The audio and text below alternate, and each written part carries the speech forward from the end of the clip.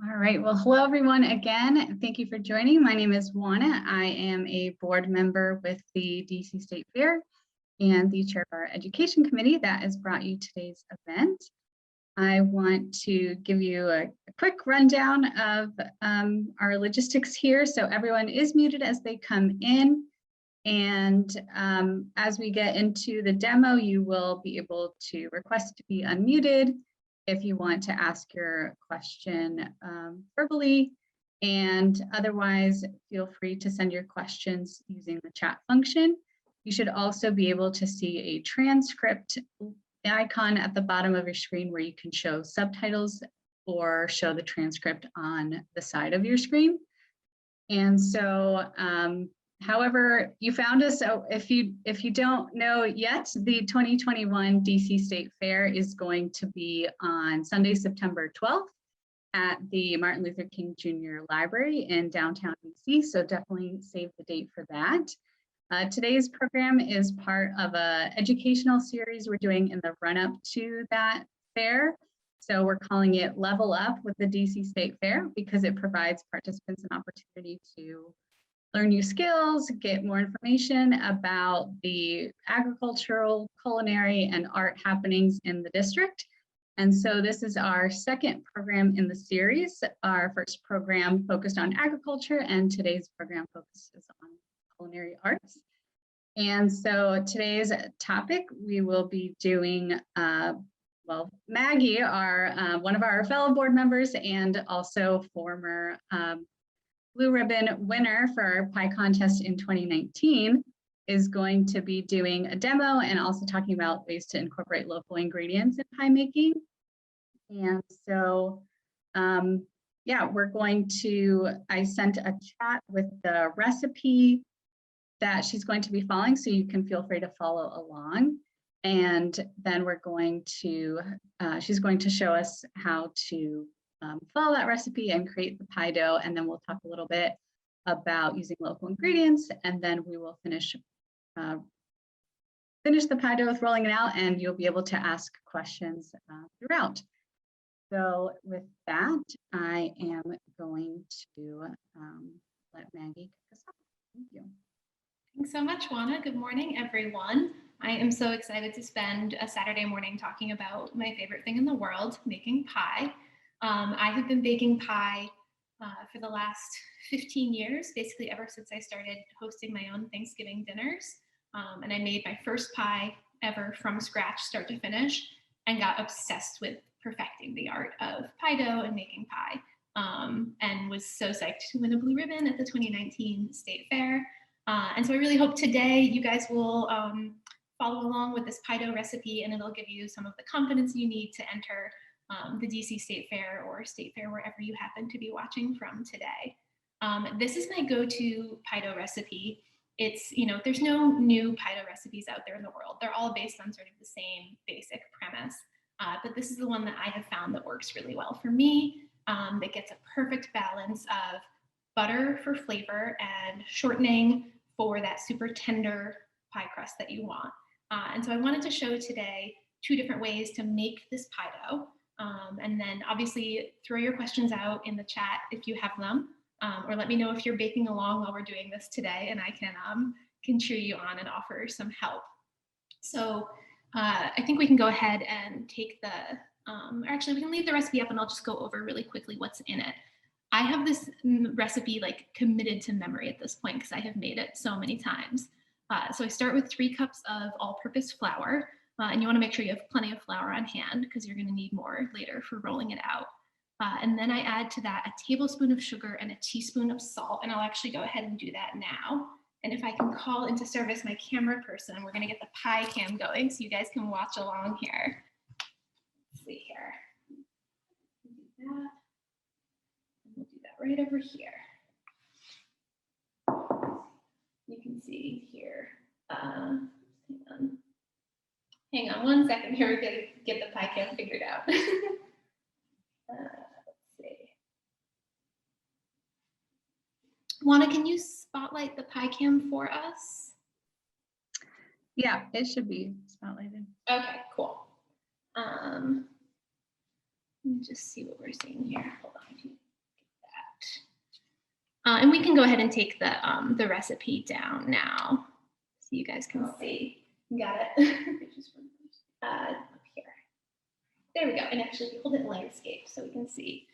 Perfect.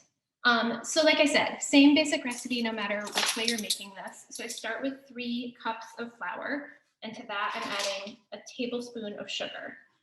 It's not a lot. It's not meant to be a sweet pie dough. This is really about giving it just a little bit of flavor, and sugar actually helps things get brown too. And then I'm also going to add a teaspoon of salt. It's one of the most important ingredients. Salt helps other things taste more like themselves. So that buttery flavor is going to be even more buttery when we add salt to this. So I start with that as my basic dry ingredients. And that's going to be the same if you're doing this with the box grater or with the food processor. And I know not everybody has a food processor, so I wanted to show 2 different ways to do this. So let me grab my butter from the freezer.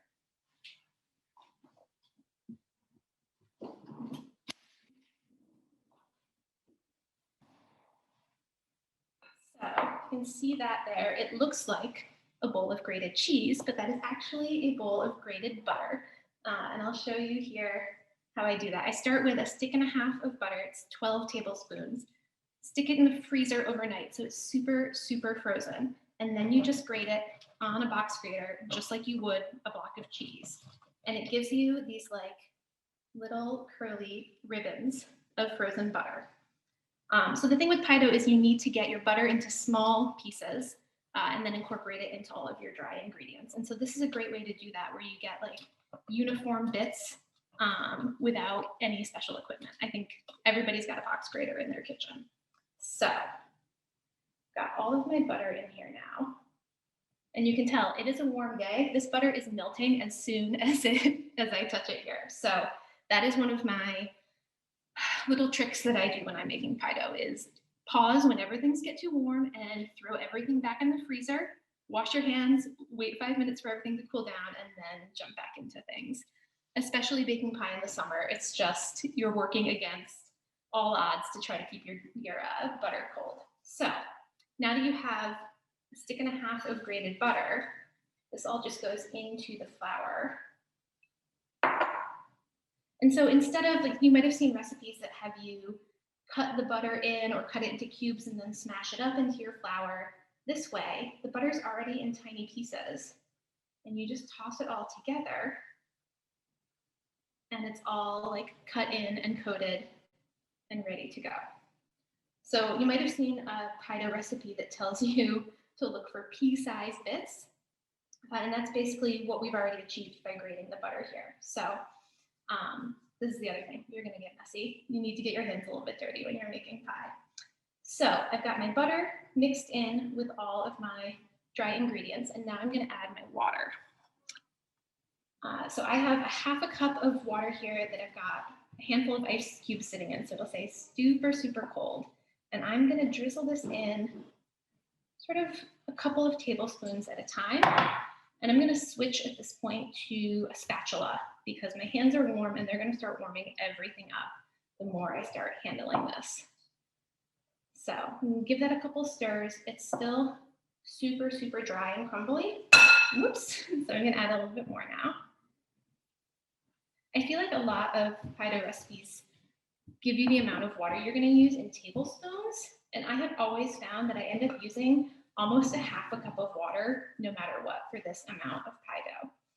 So I'm just kind of scraping around the bowl and folding that in. And the trick that I use to figure out if I've added enough water is, one, you don't want to see tons of crumbly, floury bits. And the other is you want to be able to pick up your dough, squeeze it, and have it hold together. So that is falling apart. That is not ready yet.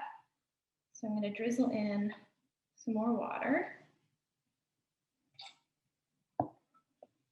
The thing about the amount of water is also that's going to change a lot. You know, pie making is not a science. It's more of an art, and it's going to change depending on the exact ingredients that you're using. Different brands of butter have different amounts of liquid in them. The temperature on the day that you're making this is going to affect how much water you need. The amount of moisture in the air, you know, a hot, humid DC day like the one we're having, this pie dough is going to behave totally differently than it would in, early January when it's really, really cold and the air is really, really dry. So I'm basically using my entire ½ cup of water on this batch. And now you can see it looks kind of shaggy and messy, but it's definitely starting to hold together. And so let's do that test again. So now if I take a handful and squeeze it, it's actually holding together and making a dough. So that is exactly what we want. So you thought that was messy. Now we're going to get even messier and just dump the whole mess of this out onto the counter. And now you basically just start squishing this to bring it together to form it into a dough. I feel like making pie dough is a constant battle between not wanting to overwork your ingredients, but needing to make sure they get incorporated all together. So I'm just kind of folding this over itself, kneading it really gently, trying not to warm everything too much. The palms of your hands are the warmest parts of your hands. So you can just use your fingertips to squish this together and just give it a few more folds. And then I just like to sort of scoop up all these dry bits and fold everything in. Now this is looking still maybe just like a little bit dry to me. So I'm gonna get all these little dry bits up. I'm gonna see if there's like tiny last teaspoon of water. There we go. And fold that in.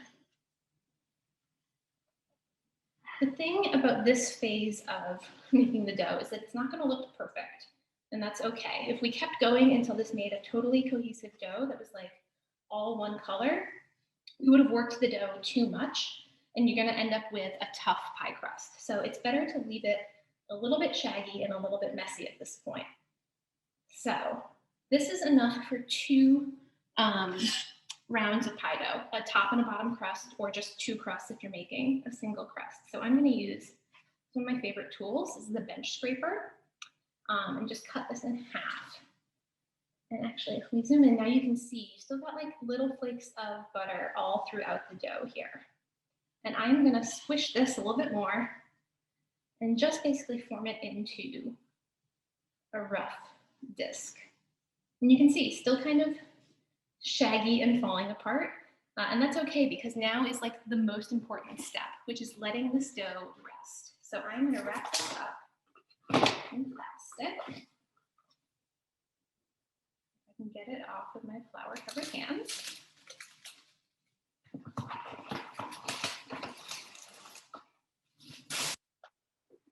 And so that was like, what did that take?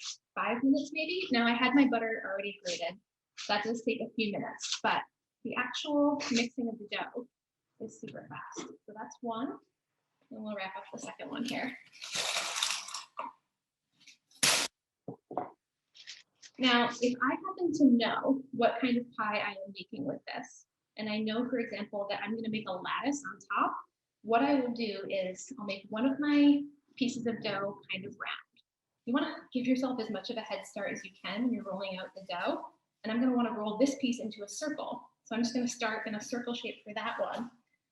But if I wanted to use this piece to make a lattice on top, I'm going to need to cut a whole bunch of little strips of dough. So I'm actually going to make this into more of a rectangle shape. And that'll just give me a head start when it comes time to roll it out. All right. So that is the box grater method for pie dough. And I'm going to stash these in the fridge really quick.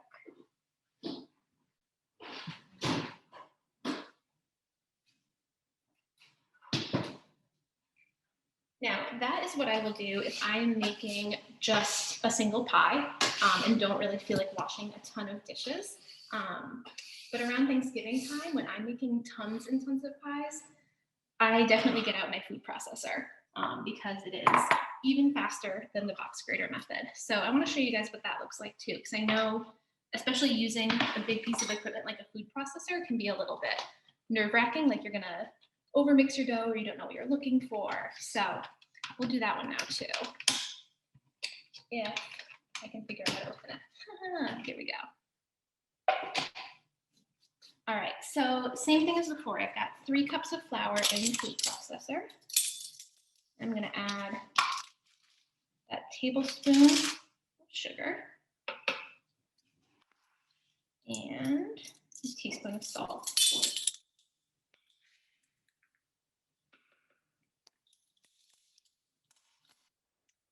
And then I'm going to go ahead and give this like a quick little mix just to get those things together. Now, for this one, I've got my butter in the freezer, but I've got it cut up into cubes instead of grated on the box grater. So let me grab that.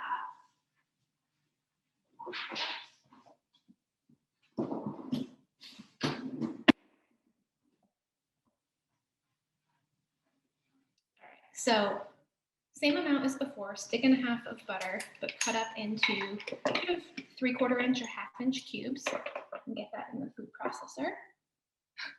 And you know what? I just realized I forgot to put the shortening in the first batch of pie dough. So I'm gonna have to fix that one. But you need 1/3 cup of shortening as well as that butter in this pie dough recipe. This is what happens when we make live Zoom events.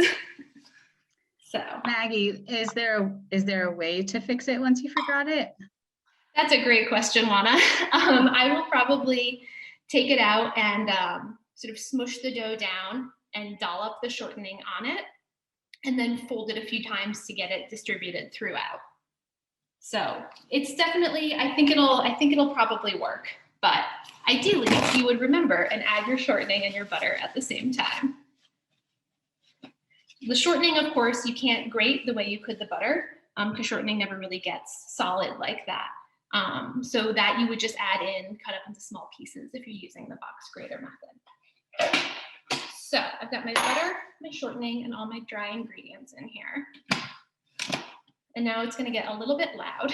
And I usually pulse this a bunch of times, like 15 or 20 times, until I can tell from looking in the side of the food processor that the bits of butter have broken down into smaller pieces. So here we go.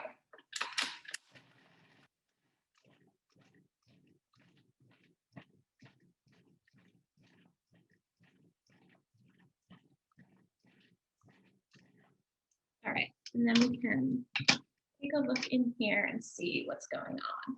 Obviously, you want to be really careful. There's a very sharp blade in here, but if we take a look, you can see that there's still a few like big pieces of butter, but mostly everything has been chopped up and mixed in with flour now into tiny little pieces. So this is good. You don't have to worry if there's still a few big chunks of butter here, because now we're going to add in our ice water and we're going to keep chopping it up with the food processor. So everything's going to get a little bit further processed here. So let me get a little bit more ice water here.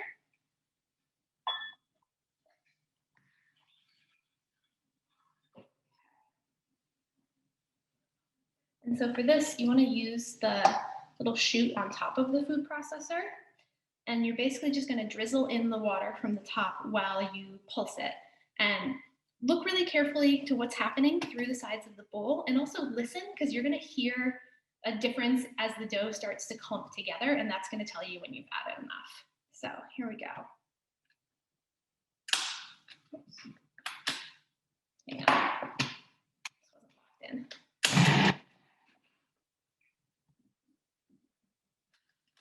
Oops. This food processor is a little different than the one I used. A little bit more. It's okay if one of those little ice cubes goes in there, because that'll just get chopped up too.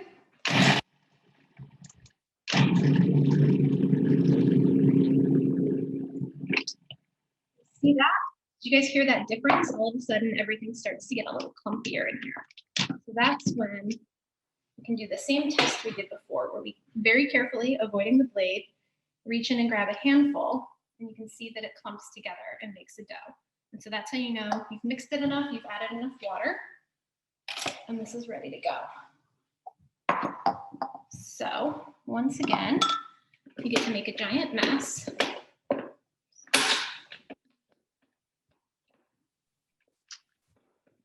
Maggie, we have a question in the chat. You've been emphasizing keeping everything cold.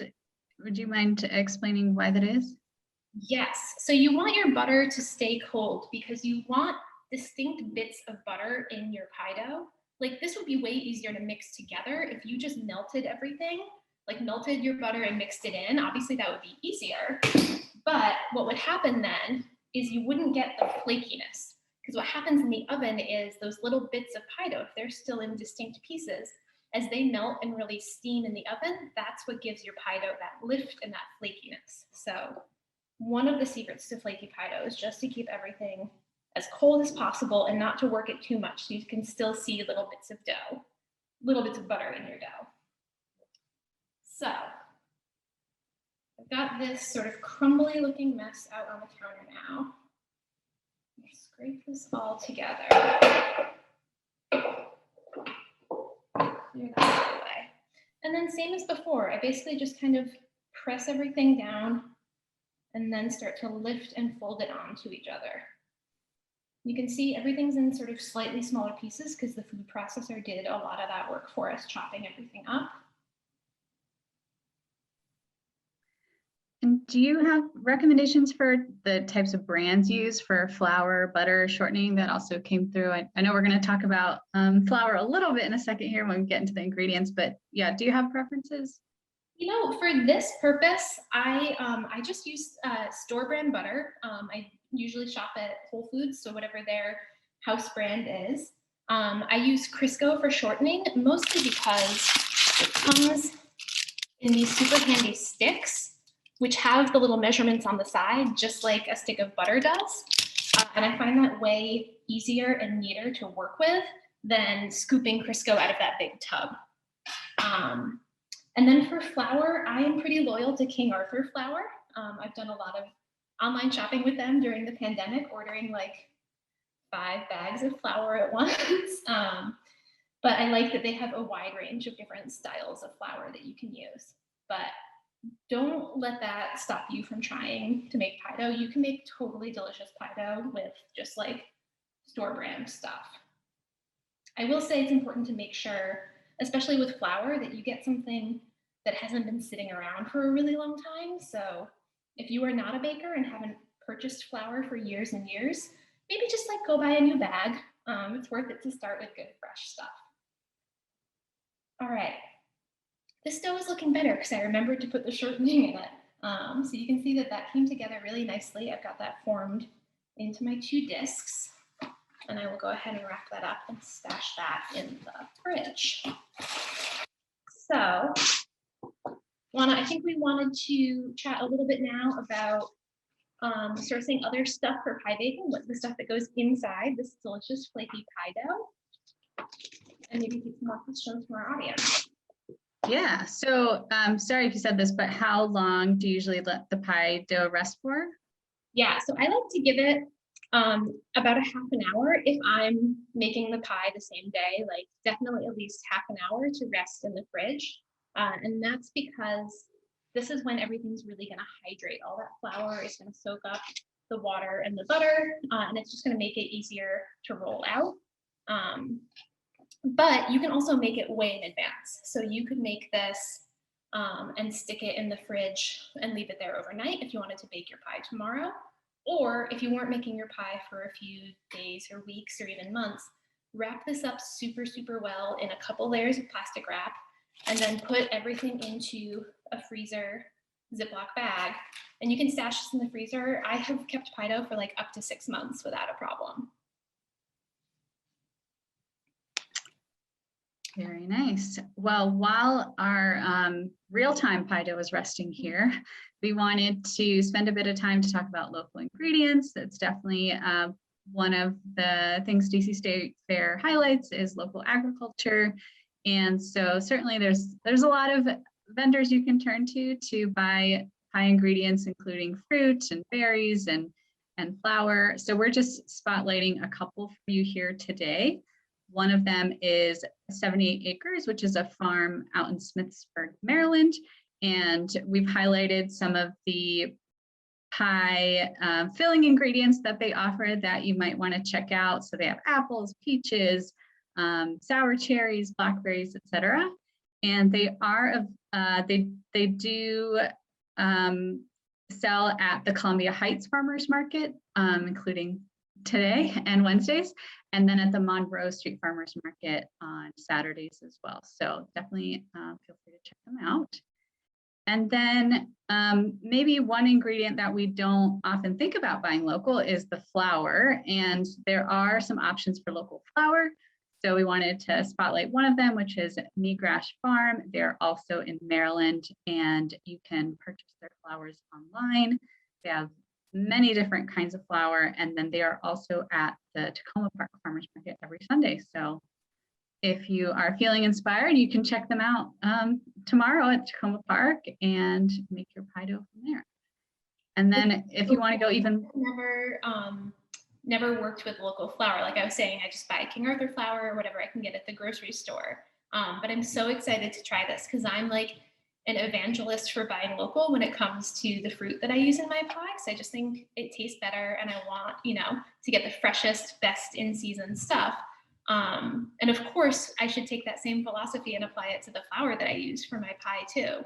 So I'm really excited to try a few of their products and see how they work in pie crusts. Great. And I saw they have pastry flour. Is there a benefit to using that for pie, you think, or just all? Yeah, totally. So I don't know a ton about the different types of flour and how that all works, but my understanding is that depending on when the wheat was harvested and what type of wheat it was and how it was processed, the producers can control like the level of protein that is in the flour. And that basically directly correlates to how much gluten is going to be in your finished product. So if you're making bread, you want to buy bread flour because that has a higher protein content, and that's going to give your bread the structure it needs to rise and behave like bread is supposed to. Pastry and pie crust is like on the opposite end of the spectrum of baked goods from bread. You want the least amount of gluten possible because you want everything to be really tender and flaky. And so pastry flour is going to give you sort of a head start because it's a lower protein flour. So it's going to be more tender just to begin with. So that would be a great one to make a pie with. Awesome. Well, I know we also want to talk about if you want to go hyper local and actually forage for ingredients, which also is a free way to get ingredients. That's an option to explore too. So I know you have a little bit of experience with that recently, so it'd be great to share that with everyone. I do, yeah. If folks check out my Instagram, I recently foraged some sour cherries and some June berries from here in Mount Pleasant and over in Petworth. And those, one of those was a tree that just grows in public land. It's on that strip of grass between the sidewalk and the street in front of my friend's house. And so we just went out there with like some old yogurt containers and picked as many cherries as we could reach. And then another friend of mine has a Juneberry tree growing in her front yard. And this year, usually the birds eat all the Juneberries as soon as they come into season. But this year the birds are gorging themselves on cicadas. So she just had a glut of berries left on the tree. So I went over there and grabbed as many of those as I could. And it turns out that sour cherries and Juneberries together make a delicious pie. But like the most fun of it, like obviously it was delicious, but what was so cool about it is that the fruit was all free. I picked it all myself from places that I could walk or ride my bike to. And I just think that's something really like special and fun that I never thought I could do living in a city. So if folks are interested in that, there's this website, I believe it's fallingfruit.org. And they have a map where you can go by location and find trees that are near you that are in public space that produce edible products. So you can sort by different types of trees because they include things like sugar maples, which I haven't been adventurous enough to like tap a public tree to make my own maple syrup, but maybe that's next. But yeah, I really encourage folks to check it out. The fruit is there and free for the taking. You know, the city plants these trees for other reasons, like they provide good shade, they're easy to maintain, and the fact that they happen to produce fruit is just sort of a byproduct. So it's there for the taking.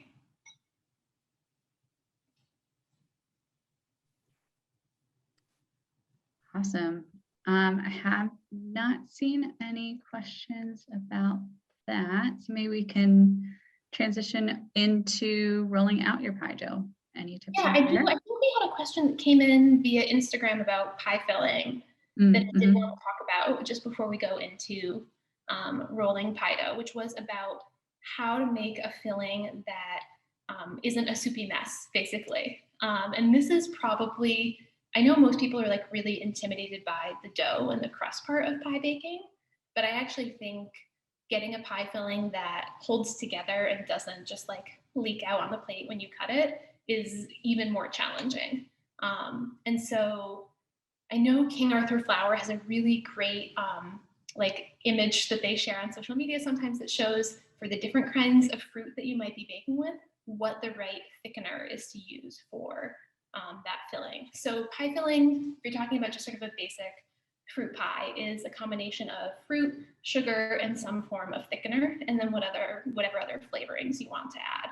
So it's really just about figuring out the right ratio of thickener to the kind of fruit that you're using, because apples are going to need something totally different than raspberries, which are going to be totally different from another fruit. So, and the other thing I will say to that, and this is something I was like really opposed to when I first started making pie, but pre-cooking your filling is super helpful for this, because you activate all the sugars and the pectins in the fruit. It's basically like making a jam. And so that's going to ensure that everything's already kind of nice and thick. So then when you put it into your pie and bake it, it'll stay thick and sort of gel up so you can get a nice clean slice. Did we have any other questions from the audience before we start rolling out pie dough here? I don't see any. And again, if you want to verbally ask your question, feel free to raise your hand and we'll keep an eye out for that and unmute you. But oh, there's one. Why do you use both butter and shortening? This is a and good do you have opinions on the lard question? Oh gosh. So when I first started baking pie, I was an all butter kind of girl. I was like, butter tastes good. Why wouldn't I just use all butter? But I eventually came around to wanting to do a ratio of butter and shortening, because the two fats behave really differently in baked goods. And you can see that if you look at like cakes that use oil instead of butter. Basically, oil and shortening tend to help things stay more tender, whereas butter is going to add like crispy flakiness. Same kind of thing if you're making chocolate chip cookies, if you make them with shortening versus butter. So, so yeah, I like to do mostly butter because I want that buttery flavor to come through. I think that's like one of the most important flavors of the pie. It's going to be butter and whatever your filling is, but a little bit of shortening. So that's why I do mostly butter and just a few tablespoons of shortening, but I think that helps keep everything nice and tender, because you don't want a pie crust that's so flaky that it like shatters totally into pieces when you try to cut it with your fork. You want it to have that little bit of tenderness so you can slice through it with the side of your fork. And I feel like using just a little bit of shortening gets you there.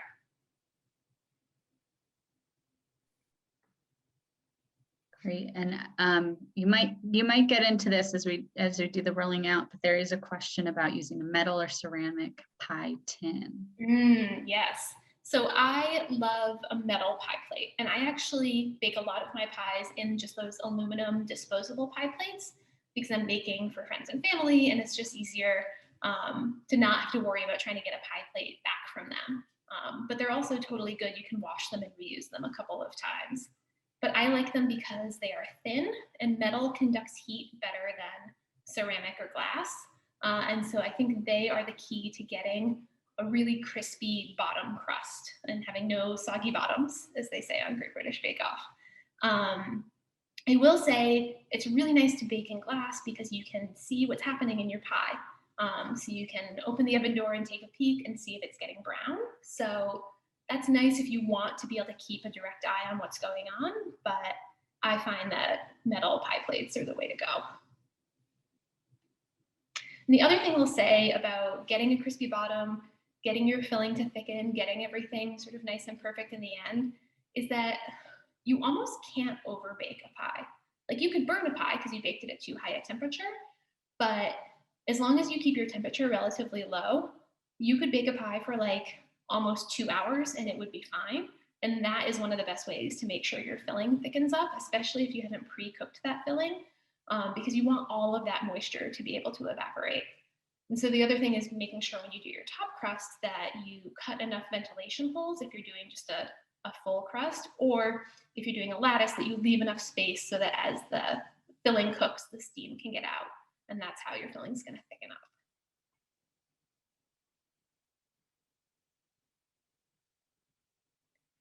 So do we want to maybe move to rolling out? Sure, let's do it. All right, let me see if I can get my pie cam back in place here and clear some space for myself.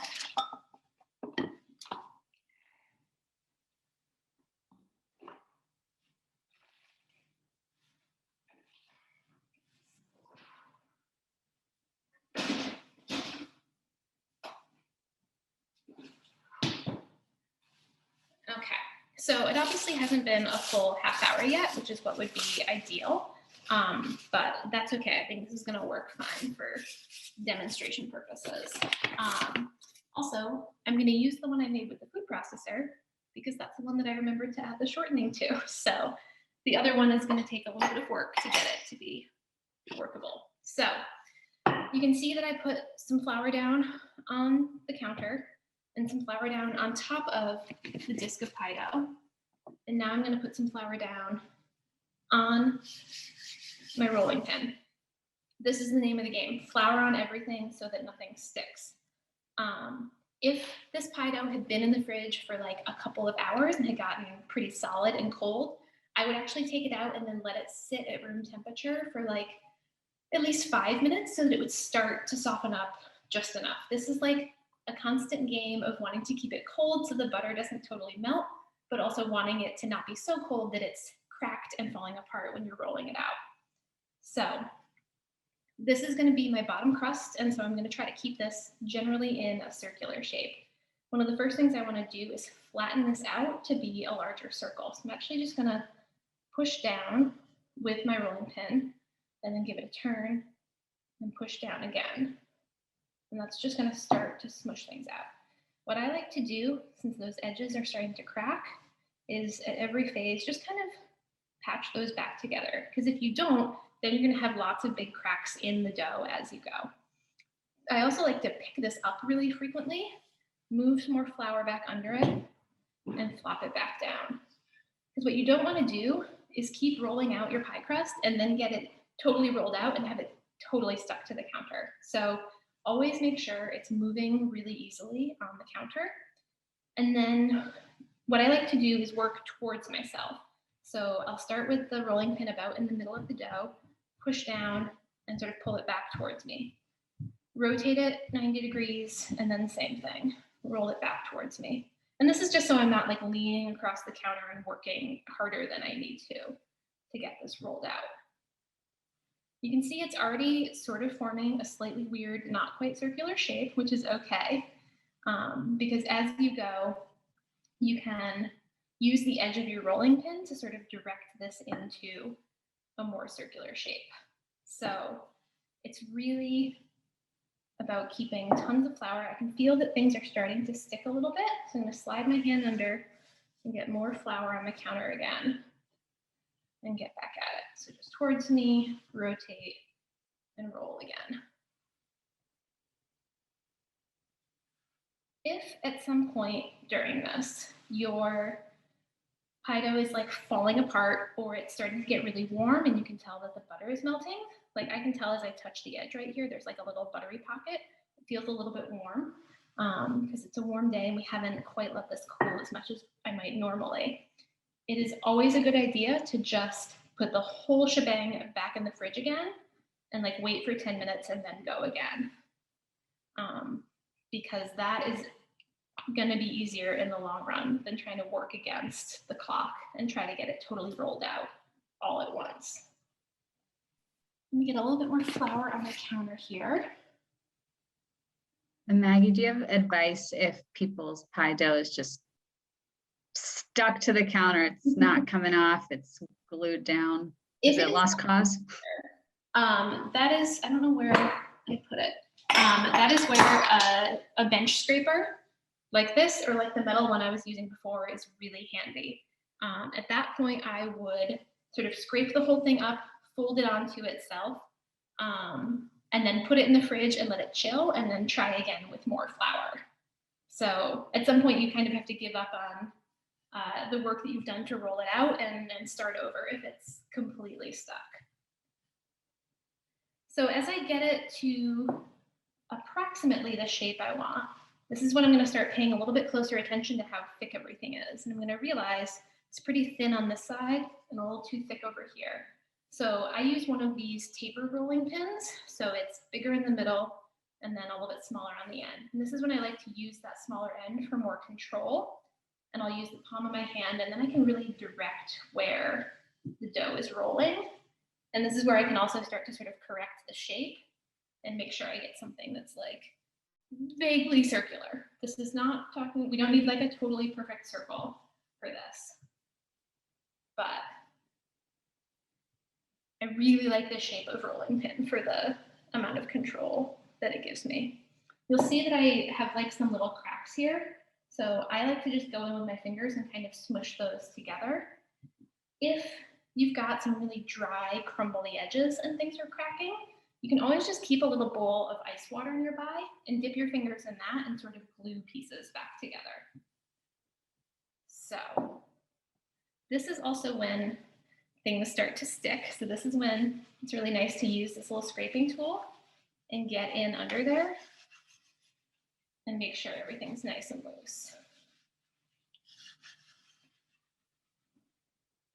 Again, because it's kind of a warm day and because of how this is behaving, I would probably want to chill this again before I put this into a pie plate. Just because I can tell the butter is starting to melt, I can tell everything's warming up a little bit. And so rather than make myself crazy trying to get a warm pie crust to hold its shape in the pie plate, I would just want to go ahead and let it chill. And so what I would do is basically fold it into quarters. So I'd use my little scraper to lift it up and fold it in half, and then fold it in half again. And then I would just stick this whole thing in the fridge and let that chill for a few minutes. And then this is really easy to put down in your pie plate and unfold and shape it. So that was pretty quick. That was only a couple of minutes. And I know this is like the part of pie baking that people get really intimidated by. So do we have any other questions?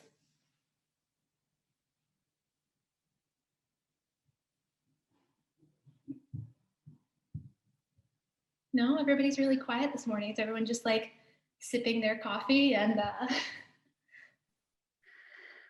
Well, I think you're maybe about to get into this next, but we have a question about how do you get this guy on the pie plate? Yeah, so I would do exactly what I just did there and fold it into quarters. And then I would lift this up, and I actually don't have a pie plate out here this morning, but I would lift this up and then find the middle of my pie plate and put this down so that I can line it up. And actually we're gonna grab a pie plate right now so I can show you. This is a newly renovated kitchen, so taking us a minute to find where everything is. Well, we do have a question in the meantime from one of our participants here. She says, I always mess up when it comes to crimping and cutting the edges. So what's your technique for that?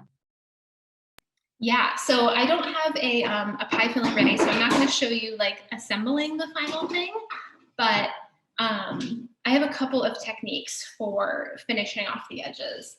I like to, if I'm doing a single crust pie, I like to give myself lots of overhang and fold the edges under, and then you've got a nice thickness to make your crimped edges with. And if I'm doing a double crust where I've got a whole other crust going on top, I actually don't really crimp my edges. What I do is sort of glue my edges together with an egg wash, and then I use cutouts from my scraps of pie dough, and then I glue those down with egg wash to make a decorative border around the edge. So I have my pie plate here now, so I can show you guys what I would do to get this in place. So like I said, fold it up into quarters, and I'm going to find the middle of the pie plate, and then I'm just going to drop this in and unfold it. And then what I do is basically go around and gently lift the edges and sort of guide the dough down into those corners. And just go all the way around doing this. And you can see I've got a couple of little tears here. You can see this. This dough is really soft at this point, so I can actually just use my fingers to like smush it back together. Or if you see a spot where it's a little too thin, you rolled it out a little too much, just tear off a little piece from the edge and patch that up. This is the inside of the pie. Nobody's gonna see what it looks like. So you wanna make sure you patch up any tears because you don't want your filling leaking out, but like this is not the time to worry about it looking totally perfect. But it is really important to just nudge everything all the way down into those corners so that you make enough room for all of your filling. So then what I would do if I were baking this pie today is I would stash this probably in the freezer and let this get totally solid and firm back up while I am rolling out my top pie crust. Then I would assemble everything, put my top crust on, and then I would actually put the whole thing back in the freezer again. Because after you have spent all of that time rolling out your dough and getting your perfectly crimped edges and making your decorative top crust, if you put it straight in the oven from having been out here at room temperature for 20 minutes when everything's a little bit soft, there's a really high likelihood that everything's just gonna kind of melt together in the oven. But if you stick it in the freezer for like 20 minutes while you are preheating your oven, then everything's gonna get a chance that butter is gonna solidify again so that when it goes into the oven, it'll hold its shape really nicely while it's baking. So there's my crust. One other question. Do you need to pre-bake the bottom crust? Ooh, yes, this is a great question. That depends on the type of pie that you are making. I know some people who swear by par baking their bottom crust no matter what to make sure it doesn't get soggy. I think if you follow some of the tips I was giving before about pre-cooking your filling and baking your pie for a longer time, you don't have to worry about that if this is just a straight fruit pie. So if I'm just gonna fill this with berries I got at the farmer's market and do a top crust, then I don't need to par bake the bottom. If this was Thanksgiving time and I was making a pumpkin pie or a sweet potato pie, or if I was gonna make a custard pie of some sort, I would need to par bake the bottom crust or actually fully bake it.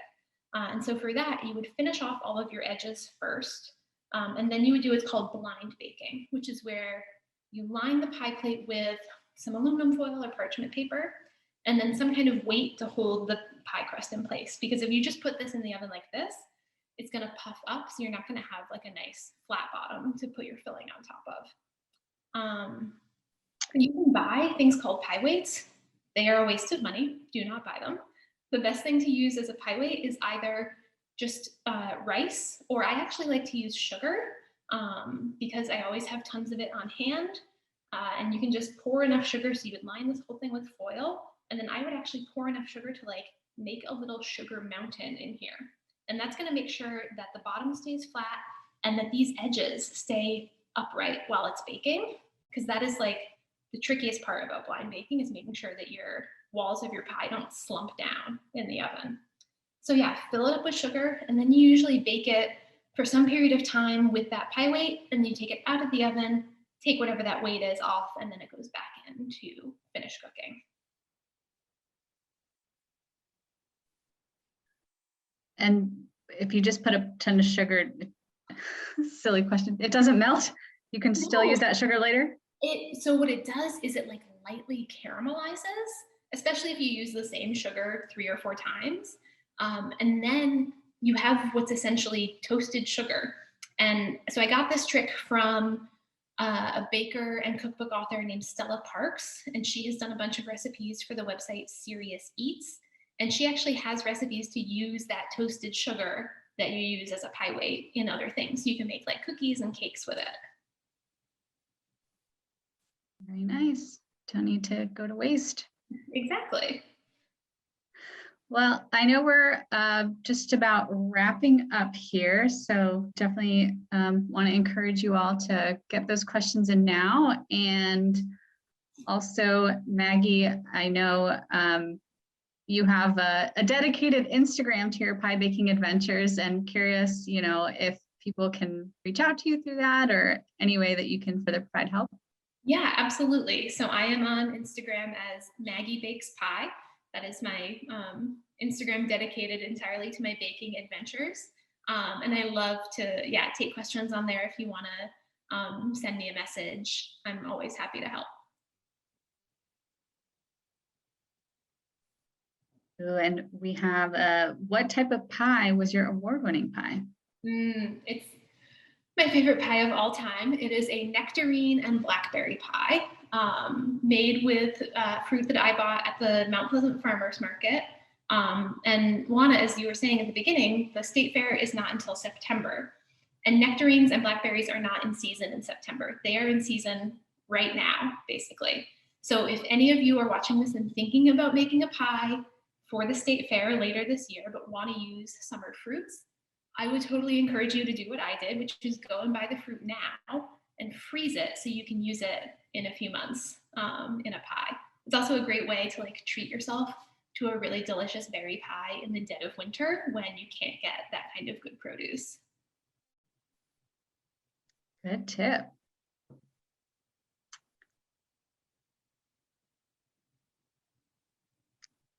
Well, before we close, and maybe some other questions will pop in here, anything else you want to share? Oh, we got one more. Do we need to poke the dough with a fork before baking? Oh, so I think that's referring to if you're blind baking. And yes, that is sometimes called docking the dough. And that is a great way to help make sure that dough doesn't puff up too much. So yeah, you would do that before you line your dough with parchment paper or foil and put your pie weights in. And you would literally just take a fork and like poke a series of little holes in. And that's basically just going to keep it from creating any big giant air bubbles in the dough.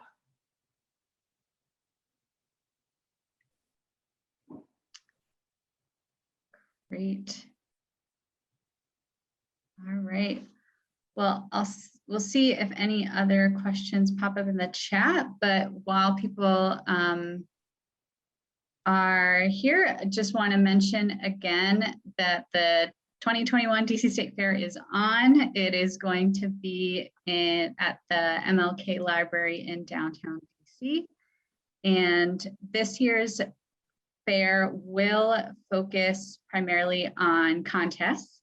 And so if you go to dcstatefair.org/contest, you'll see the slew of available contests for this year. And of course, one of the categories will be pie.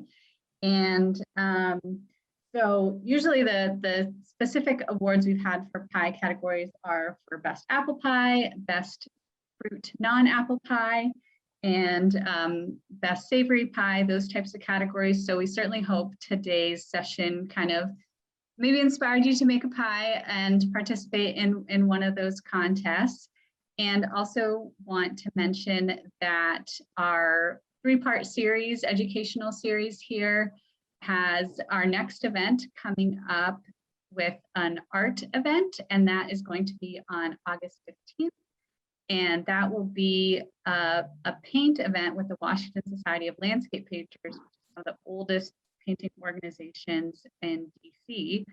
So we're gonna give you a chat if you want to sign up for that, and we hope to see you there. That'll be the last in our 3-part series leading up to the fair.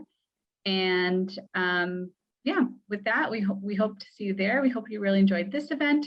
And we did have another question, which is great to end on. Maggie, how do people buy pies straight from you? Well, yeah, if watching this today totally intimidated you and you feel like you can't bake a pie yourself, I do bake pies for special orders. So you can reach out to me on my Instagram at Maggie Bakes Pie. And I'm happy to do special orders from my home kitchen.